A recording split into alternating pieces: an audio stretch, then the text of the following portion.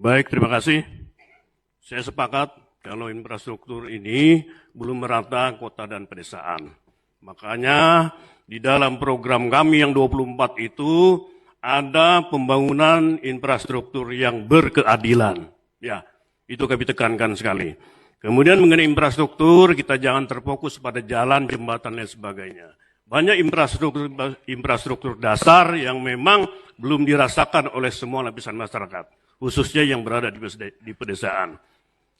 Terutama infrastruktur air bersih dan infrastruktur listrik dan sebagainya. Untuk infrastruktur air bersih dan listrik, saya sudah coba men-tagging, ada kurang lebih 25 desa, 25 kampung di Kabupaten Berau yang sama sekali tidak tersentuh air bersih dan listrik. Ya, walaupun orang bilang bahwa listrik adalah kewenangan pemerintah pusat, ya, tetapi untuk desa yang 25 ini, sampai kiamat barangkali tidak bakalan PLN lewat di sana jaringannya. Ya, karena apa? Desa-desa ini berada di dalam kawasan hutan, yang tidak mungkin infrastruktur PLN masuk ke sana. Tapi ini adalah masyarakat Kabupaten Berau yang harus kita perhatikan. Kami akan, kalau kami nanti dipercaya, kami akan mencarikan jalan keluar terhadap ini. Ya, makanya di dalam program kami ada pembangunan listrik pedesaan.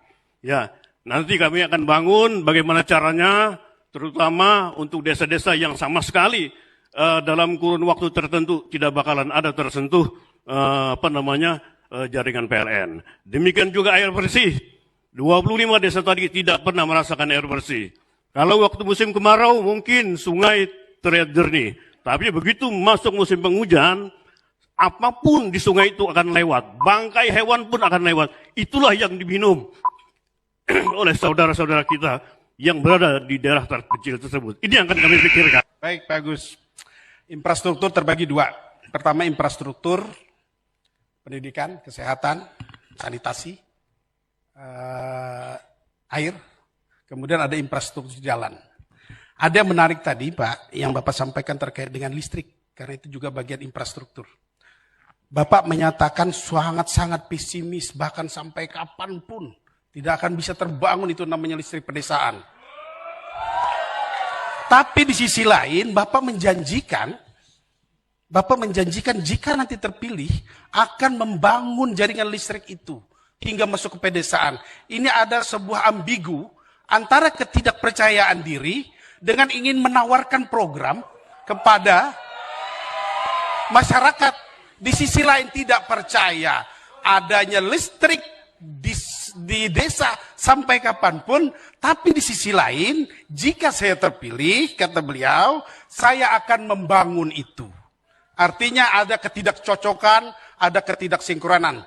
Saya kira itu yang bisa saya tambahin, mudah-mudahan bisa diberikan penjelasan ke kami untuk pengayaan kami. Makasih. Baik, terima kasih. Tadi saya sampaikan, kalau PLN tidak mungkin sampai ke sana. Karena desa-desa itu berada dalam kawasan hutan. Kami akan hadir di sana memecahkan persoalan itu dengan listrik pedesaan yang akan kami lakukan. Ya, ada beberapa tenaga alternatif, ada mikrohidro dan lain sebagainya, ada tenaga surya komunal. Ini akan kami lakukan di desa yang bersangkutan. Ada 20 sampai 25 desa yang sama sekali tidak terjamah oleh infrastruktur kelistrikan ini. Ini yang akan kami, Pak Cawagup, yang akan kami lakukan. Jadi, bukan kami membangun jaringan, tapi listrik tenaga alternatif yang akan kami bangun. Ya, kalau menunggu PLN itu tidak bakalan, karena berada di dalam kawasan hutan yang jauh di sana. Long Suloi, Long Boy, dan lain sebagainya. Ada 20 lebih desa. Terima kasih.